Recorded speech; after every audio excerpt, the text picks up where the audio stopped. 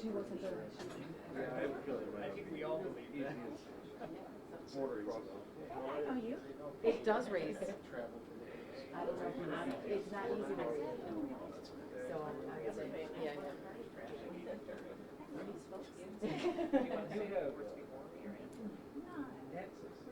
Yeah, but if the bridge is backed up, you can't get it. All right. All right. You guys are ready? We are Everyone's set? Good to go? Okay. All right. Make sure I have everything.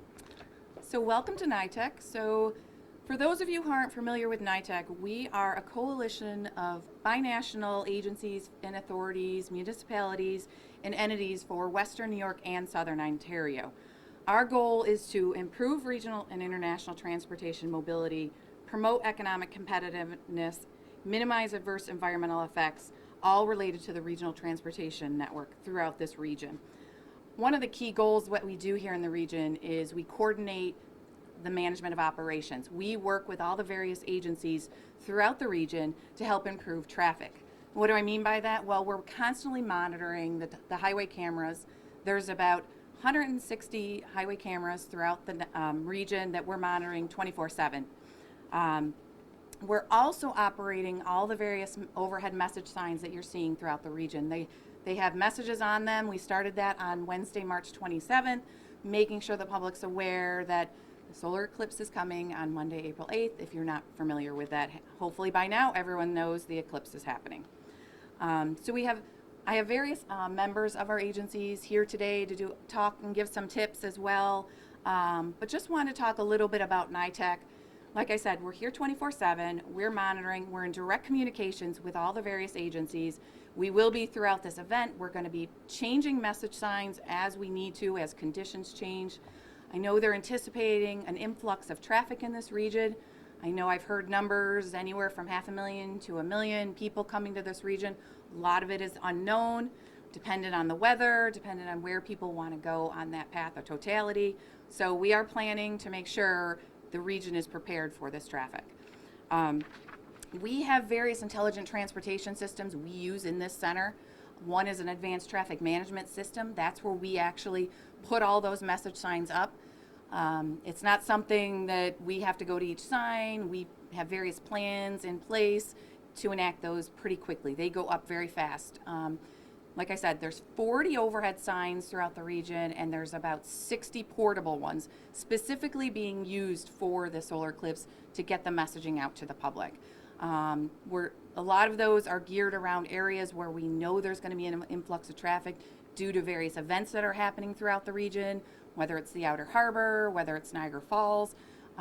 We're going to be communicating with those signs and updating those messages as conditions change throughout the day.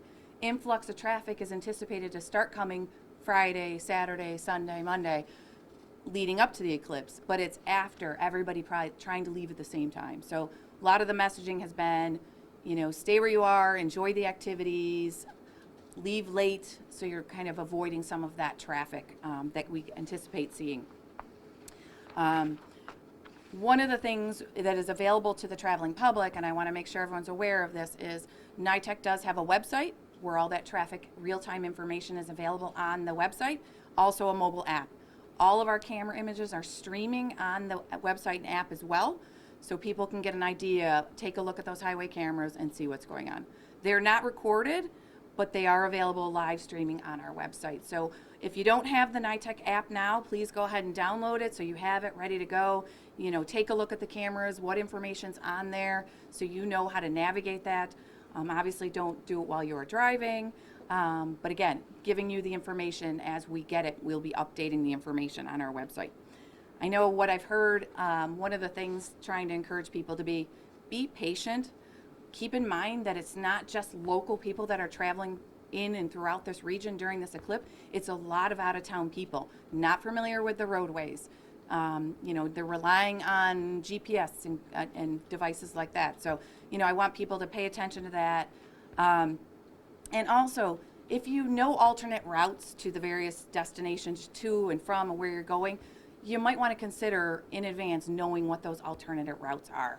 The most popular routes are going to be the heavily trafficked routes, but if you know an alternate route into Niagara Falls, Outer Harbor, I encourage you to recognize what those are, be prepared to be able to, change if you need to, and be flexible. But again, be patient is a word I've heard quite a bit, and I think that's a message for the traveling public to be patient with drivers from out of the region. Now, I do have a group of some of our agencies here today that are going to give a few words. I'll introduce our first speaker, which is Jim Rusak. He is the Acting Regional Director for the New York State Department of Transportation. Jim? Good morning, everybody. So I'm here to share some of the efforts that the department has been making in preparation for the eclipse. So, our number one goal is to provide safe, efficient, and effective traffic control for Niagara County and all of Western New York before, during, and after the eclipse. To meet this goal, we're in continual communication, coordination, and cooperation with our state and local partners. We have a comprehensive messaging plan for all stages of the event, and we'll be displaying those messages on portable and overhead signs that were mentioned. So, our, advanced messaging began last Wednesday in anticipation of the eclipse. We're encouraging all travelers to come early and to stay late and to avoid traffic congestion.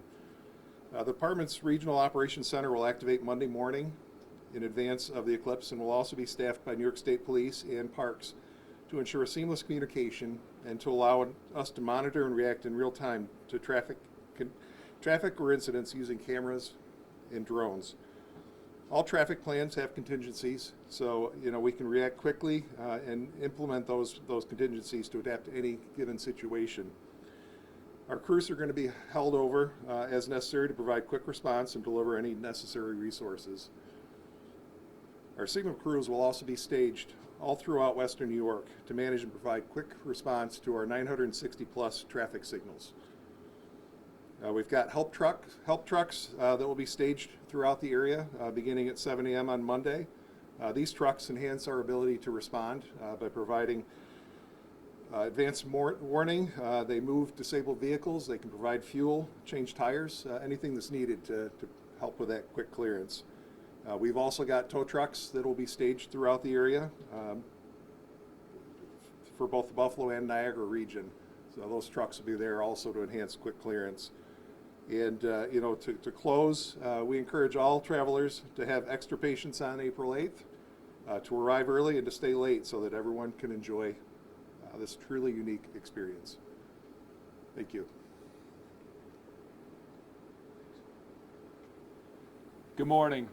The New York State Police, obviously joined by our partners here, we're the 9th largest police organization in the country, but by no means we can do our job successfully or accurately without the help of the people in this room and the people that might not even be in this room, like the local law enforcement agencies. You can see NITTEC and all the screens behind us. This is something we utilize in the New York State Police every single day. Our emergency management crews, myself, and a bunch of us on the thruway, troopers working the road, will utilize this technology. Why do we do that? We need to do that to see where the issues are, where the problems are, and then we were going to roll into this eclipse this Monday the 8th, and we anticipate a lot of people being in this area, with the hotels being booked, the amount of people coming in through different resources that we have to monitor that. We are bringing in an additional well over 100 troopers throughout the state just here to Western New York, not counting the troopers who are typically on pass that will be recalled in to assist not only in the 911 efforts to make sure that we have adequate patrols in those areas for the influx of people that could deal with a medical emergency, car collision, anything that kind of arises. But also, you can see behind me, you got the Niagara Falls, I guess would be the hot point right now. And we have the LaSalle Expressway, you got Buffalo Avenue, you got Niagara Falls Boulevard, you got all these parallel roads leading to those areas. The New York State Police will be rendering a lot of staff actually to Niagara Falls Police Department, Buffalo Police Department, to assist in their efforts on the waterfront, because those are going to be the hot spots. We have all our local people here that are going to take advantage of schools off, so it should slow down, I guess, the traffic when it comes to school buses and things like that. We have a lot of the road work that's canceled throughout this event, just to slow down on kind of the bottlenecking and congestion that can cause on the throughways or interstates. But the big thing is, we want this to be the safest possible outcome. And that's why we're bringing in all this additional staffing. That's why we're going to be at a lot of intersections. That's why we're going to be assisting with the departments, not only for traffic, but also for safety. Safety is paramount for this whole thing. We have a lot of people in a crowded area, and that's what we are out there to do. We're out there to make sure that the people that are going to this, to witness this, like I said, there might only be, this might be a one-time thing for a lot of people. And we want to make sure that this is the safest possible outcome, not only on the roadways, but also in the parks and the places that people are going to frequent this event. So with that, I want to turn this over to my good friend from AAA of Western and Central New York, Elizabeth Carey. Hi, everyone. Obviously, this is going to be quite the spectacle, and a lot of people want to see the eclipse, but AAA is warning everyone in advance to prepare now and have a plan in place. So you don't want to just pull over on the side of a roadway or on the highway to try and view the eclipse. So plan now so you know where you want to be and give yourself plenty of time to get there. Also, these eclipse glasses are for viewing the eclipse. They shouldn't be worn while people are driving. It's a distraction and it's a hazard. You never want to be able to attempt to take photos or video while you're driving. That is a complete distraction. So again, have that plan in place, know where you're going to be, and then you'll be able to view the eclipse and have that experience and then carry on. Obviously, we're going to have a lot of traffic, so people should plan in advance. Like you have that winter emergency kit when we have a snowstorm, have that kit in your car now with some basic tools, snacks, and water. This way, if you're stuck in traffic, you are comfortable and you'll be able to make it through and be able to get to your destination safely. As you heard today, there are a lot of eclipse viewing parties that are taking place. A lot of people will be enjoying alcohol as part of that experience. Make sure you have a designated driver so that you can enjoy the eclipse and get back home safely. If you do need emergency road service, AAA will be on standby with extra crews on the roads and also people on the phones as well, as we do expect a high call volume with a lot of people breaking down. So again, get that gas in your car now in advance so you're all gassed up, the vehicle's ready to go, you have that kit in place with your snacks and your water to keep you comfortable, and let's keep it a safe event for everyone. And now it's my pleasure to turn it over to Kelly Khatib. She's the Public Information Officer for the NFTA. Thank you, Elizabeth. First of all, I just want to thank all of our partners that we work with every day. We've all been working very tirelessly to, again, make sure that this is a safe event. This once in, for a lot of people, once in a lifetime event that we're having for the eclipse. And now with that being said, the NFTA has a lot of moving parts here. So when we're talking about the airport, out at the airport, we are going to make sure that there are all hands on deck. While not too many extra flights are already set, we do anticipate that there are going to be a lot of people coming and going. So we are going to have our NFTA officers, definitely going to have more officers on site. Now, what we would like to remind people is that, yes, if you can stay home, your best vantage point is going to be from your backyard. But for those who do want to travel to the many, viewing parties that we have out here, we want to encourage you to ride the bus. The less cars that are on the road, the better. And we are definitely going to have, for that time of the eclipse, we will be handing out eclipse glasses to passengers. So we want you to view it, we want you to have a good time, but again, the less cars that are on the road, the better. Now, as many people have said before me, please try to be patient. You're going to expect delays. There is going to be traffic, but you can help that traffic by getting on and riding one of our buses. Thank you. Thank you, Jim, Kelly, and Elizabeth. I really appreciate it. This isn't something we've, just kind of put together the last couple of months. We've really been planning and working with all of our different partners for the last year. We've got an extensive plan. It's got alternatives to it.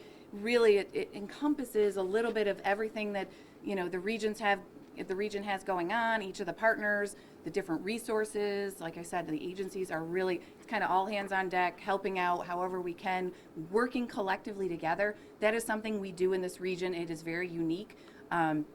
We've been working very closely with the Federal Highway Administration to learn from the 2017 eclipse.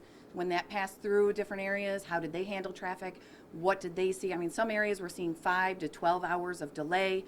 More rural areas, we have a robust roadway network here, so hoping people can kind of, fill up various roadways and not all take the same path. But again, if you know those alternate routes, that's going to be helpful. So we've been doing a lot of work in this region, learning from others, planning, even sharing plans. We are sharing our plan with different states. We've been working with Pennsylvania DOT. They've shared their plan with us because this is going right through EPA.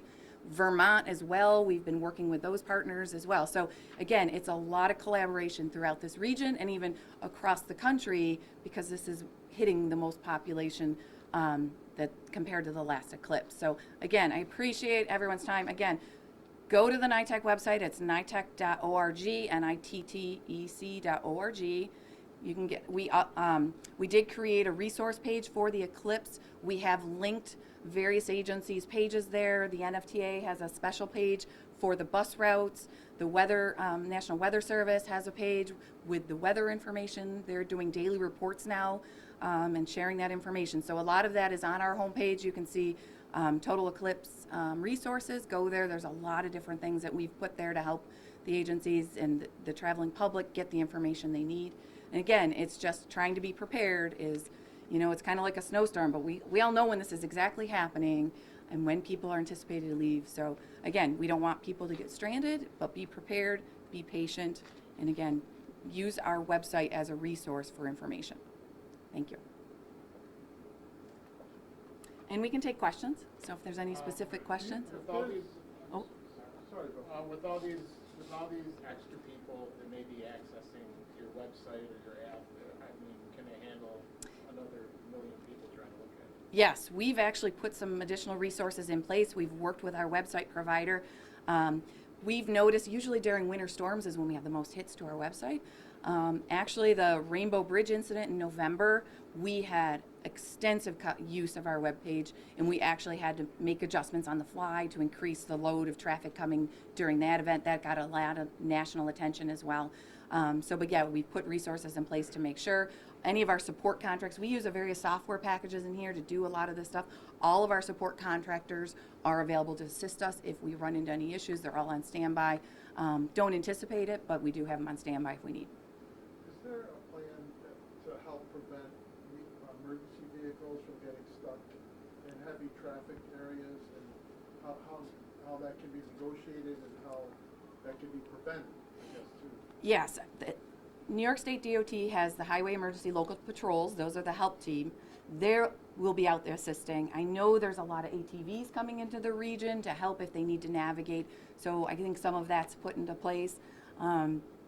Again, it's knowing different alternate routes that will help. And I think some of the key corridors that we know, especially to the different hospitals, those are where, you know, some of the resources will be kept as well, because in the event we need to get those emergency responders to various areas, we can help use some of those resources. That's why the influx of troopers that are coming to the region, other, you know, staff that's coming is going to be able to be used to help with that.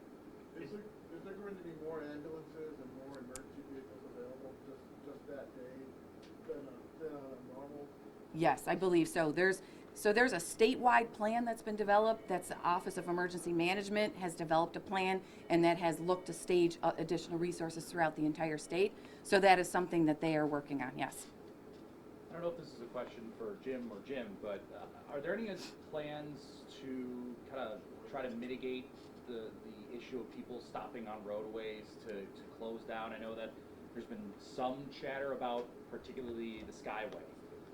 Or any of the major routes. Is there anything in that nature that has been talked about being closed to the public, so once the eclipse happens and it's in total darkness, nobody's stopping on the roadways to check it out? Yeah, that's a good question for both of us.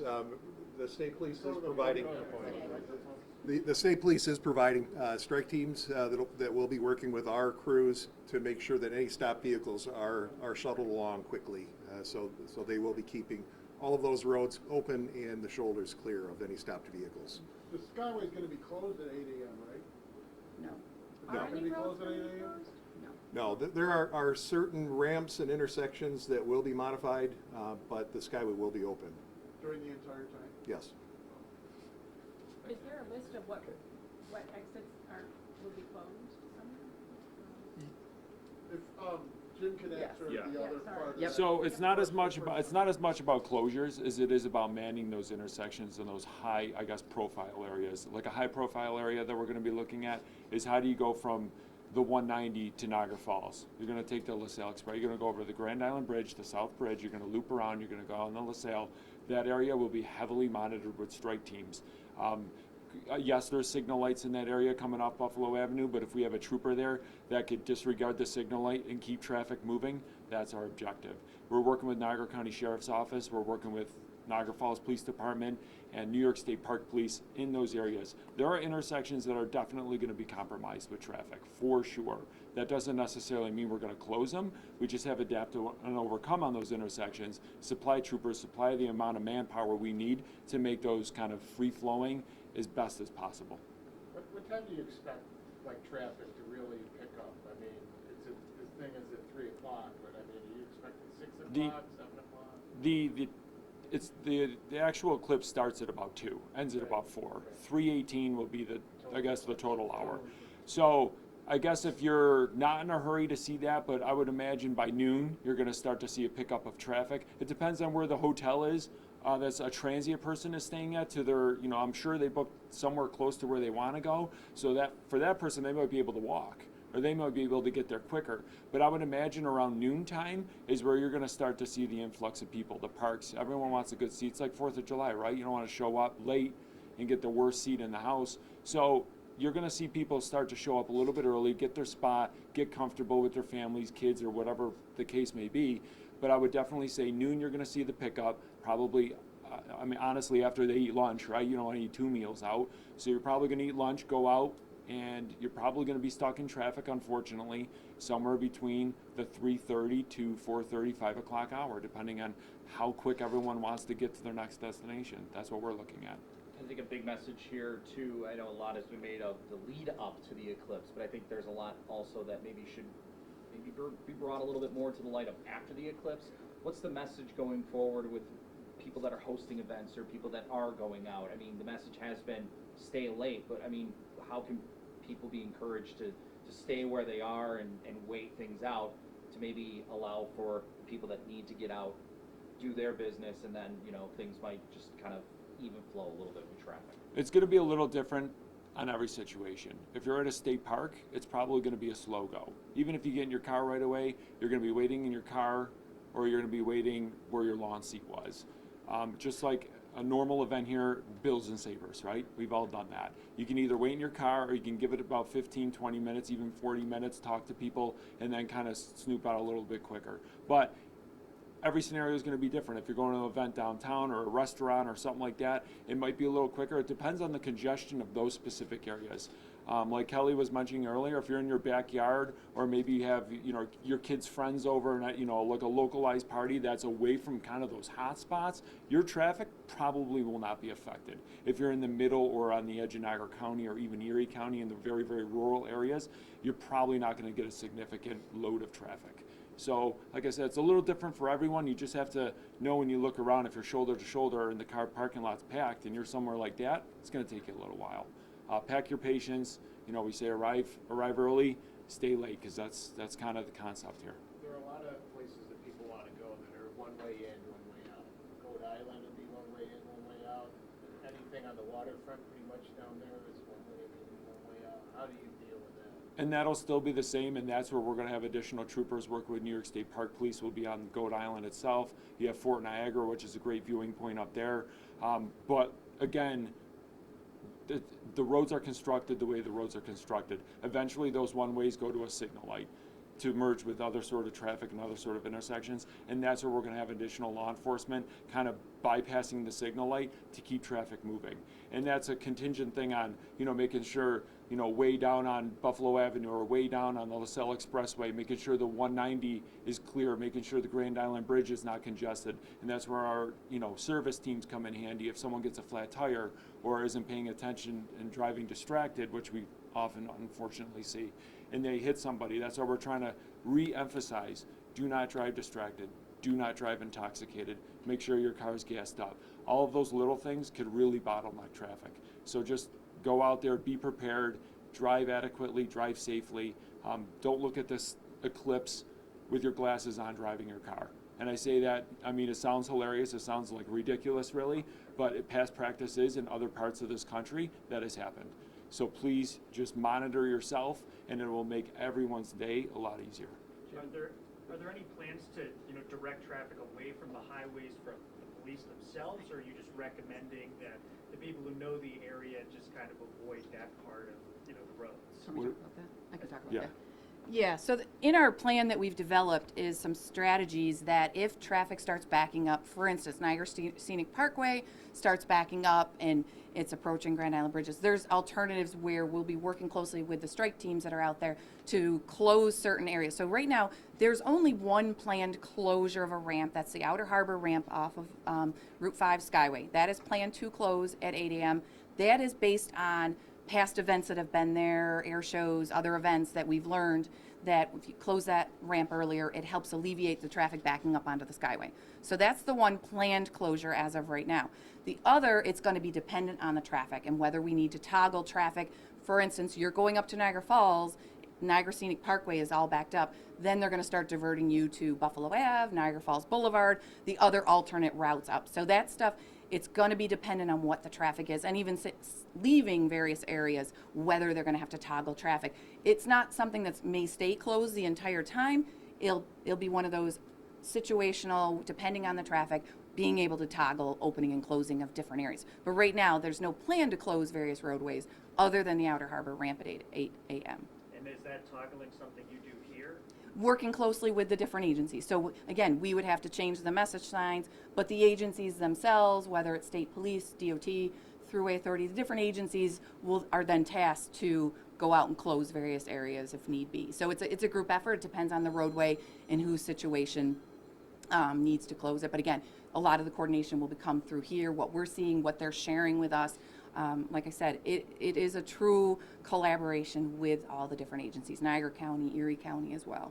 I know that 6 years ago there was the eclipse that swapped through the middle of the nation. I know that Nashville was one of those cities that had a lot of people flock in to see the eclipse there. Is there anything in talks with other municipalities or any other agencies in the path of that eclipse 6 years ago that you took from that really kind of helped with the planning for traffic and everything this time around? Yeah, there was a lot of resources that were developed and shared amongst all the other agencies and states that are having this eclipse. So, a lot of it is, having good plans in place. Bringing in all the different resources, that is something that was learned from the different areas. I mean, all the different strike teams having tow on standby at various locations, something DOT and the other agencies are doing. So a lot of what we are doing is lessons learned from the other areas. Things we know, during winter storms, what we have to do, some of these other things that we've learned over the years in the region. Again, we just expanded on that as well. Help teams. The help team normally is on the 290 and the 33 during morning and afternoon rush. We were able to get additional help trucks in this region, and they're going to be on Niagara Scenic Parkway. They're going to be on the 190. So again, it's using some of the additional the resources we already have and expanding on those. And again, a lot of that was learned from other areas and what they did, and things that didn't go well for them, trying to take things that didn't work so good. How can we improve on that? And again, having this plan in place that has all these different options and scenarios. Whether we use them all, it's going to be dependent on where the traffic is. But at least we have a plan. We've thought it out. We've thought through different things with all the different agencies to make it, everyone's really come to the table to work together on this. I mean, we want Buffalo to look good. We're known for snowstorms and don't come here, it snows. But again, it is a unique area. You want people to come here, but again, you want them to have a good experience while they're here. So, Jim, I don't know if you could talk more about the help trucks and just how vital they will be, not just for the eclipse, but just for any other activity that happens along the New York State Thruway or any of the other interstates that you're associated with in the state. Of course, yeah. So, it's all about quick clearance, right? Anytime we have a stopped vehicle on the shoulder, even if it's not blocking the lane, that causes friction for the traffic that's trying to flow by, and it can have a real impact. So staying ahead of those issues, getting those vehicles moving is the key, and those trucks are equipped to do that. Like I mentioned, they can change tires, they can add fuel, whatever they need to do to get a person back on the road and moving. So they'll be out there and ready. Is it essentially like a beefed up tow truck, or just kind of like when people drive by, how would they notice that one of these help trucks are there? It's a service body truck that has the toolboxes and has all the tools on it that they would need to help that disabled vehicle. You've also worked with Canadian officials as well about bridges. Can you talk about that? Yes, so the Ministry of Transportation Ontario, one of our member agencies, again, we're working closely with them. They have a traffic operations center. I say it's similar like this, but it's a lot nicer, bigger. So, Of course it is. huh? Of course it is. Of course it is. But we work very closely with them. So we share information back and forth. And then also with the Niagara region in Ontario. They're members of NITTEC. We work collectively together. Same with the Peace Bridge Authority and the Niagara Falls Bridge Commission for the bridge crossings, working very closely with them. We actually have a very robust border management plan that we've actually, modify on a regular basis, put in place when there are delays at the bridge and how we handle the delays, both sides of the border, coming into the U.S. or vice versa. So I know, working closely with them, we've had conversations with U.S. Customs, Canadian Customs. They're going to make sure they have staffing adequately for any kind of processing. So again, we are working very closely with all those partners. They're part of our plans as well, just to make sure traffic's crossing, smoothly. They're anticipating, Toronto's not in the path, so they're anticipating a lot of traffic from Toronto coming down to Niagara Falls, Ontario as well. So again, they've done a lot of similar things in their plan. They have a plan as well, specifically with, they're having additional tow resources on the QEW, and strike force is very similar with their Ontario Provincial Police as well. So again, we're working very closely with them on their plans, and a lot of that's incorporated into our plan as well. Are they suggesting when to come over from Canada to the U.S.? Are they suggesting a time? No, like that? and part of I think my wishful thinking a little bit is each stay on your respective sides, because it might make things easier. Stay on, I just feel it's just going to add more congestion. We had various plans put in place for when Nick Wallenda walked the tightrope of Niagara Falls. We took those plans out. We looked at what we had put in place for those, and we really did not have traffic issues on the U.S. side for Nick Wallenda. The Canadian side was different. They had over 150,000 people in Niagara Falls. They had a lot more traffic issues. But again, both of us and working with them have pulled out those plans to look at how to handle that. I know in Niagara Falls, Ontario, they are doing various road closures. We have some of that identified in our plan, what roads they're actually closing in advance to help with some of the traffic. But yeah, we're in direct coordination with them. What are the expectations for the border there in Niagara Falls for people crossing, whether they're going over to the Canadian side of the falls or whether they're coming over to the U.S. side of the falls? So, part of it is looking at like a typical July 4th holiday, a lot of traffic. They're kind of planning a similar situation like that, like a July 4th, Canadian July 1st through the 4th. We typically see pre-COVID a lot of traffic crossing the border, significant delays. We do have delay information that's available on our website. It's an automated system that calculates the delay times. Peace Bridge uses the same information, Niagara Falls Bridge Commission, and then the Customs use that information. So we do have that information. So if people are looking to cross the border, we encourage them to take a look at what those delay times are. Take a look at the three bridges, or even if you have Nexus, the Whirlpool Bridge, and try to plan out accordingly. We've done a good job in this region in getting people familiar with the fact that there are 3 border crossings in the region. So let's disperse the load of traffic across the 3 bridges. We've done a very good job of that, making that information available. So we've seen that. But again, does that mean that everyone's still going to Niagara Falls and they're going to use the Rainbow Bridge? Anticipated to be busy. But again, it's hard to know, but planning for holiday, traffic from July and then some. So a lot of unknowns. And I'd just like to say, I want to make sure that people understand that while we do have these watch parties and we have all worked together tirelessly to make sure this goes off seamlessly, the best thing that you can do to make all of our jobs easier and everybody's day safer is to stay home. The best view that you will have, even if you're coming here from across the border, and make sure that you're not coming the day of, because that's just going to make this situation work. So if everybody works together, if you can look at it from your backyard, please do that. If you can look at it from the roof of your hotel or just by standing outside, do that. Do as much as you can to stay home and stay off the roadways. There's something I wanted to point out too, just so that you're aware. The timing of this is really interesting because Easter travel is taking place right now, and the numbers are way up compared to last year. So all these Easter travelers are looking to return on Saturday and Sunday, right when eclipse travelers are coming to town. So that just compounds the problem. And we have people all over the country on vacation, a ton of people in Florida on cruise ships, they're flying back, people on road trips down to Myrtle Beach, Florida, beach destinations, they're all going to be driving back just as eclipse travelers are coming into town. So people need to really be prepared for that. And like Athena said, pack your patience for sure. And that's one of the reasons why we started doing the messaging on the overhead message signs on March 27th, more than a week out. We typically would only message a week out for an event, but we were trying to hit some of those travelers that were going to leave the region and be coming back to this. So again, that's why our messaging started, and again, it will continue during the duration, and hopefully it's a successful, but again, anticipate there's going to be traffic. So. Any other questions? Quickly rewind to New York State Police and those strike teams. What makes that different than a typical state trooper? So there is no difference. A strike team is a team of troopers that would be together at a certain area or a certain thing. So it's easier for us, instead of just calling out troopers by name or like, where's this one guy, where's this guy, we're strike team 2, 3, and 4. We're strike team 12 and 13. It's just easier to know that that strike team consists of this many troopers, they're here, and it's easy for us logistically to coordinate that type of event. So it's not a matter of that they're different. Now, some of them may have different components. Some strike teams might be commercial vehicle unit. Some strike teams might be traffic incident management members. There are going to be specialties within some of the strike teams depending on where they are, but that's for us kind of to know on the inside.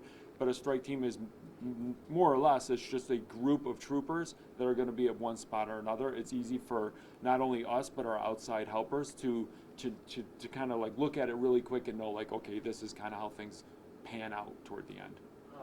You're dealing with traffic here today, but there's also security issues at multiple sites where you have a lot of people. How do you deal with that? So one of the other kind of benefits of having so many law enforcement, not just us as New York State Police, but also you have all the local municipalities, you have the sheriff's departments that we're working with, you have everyone kind of coming together.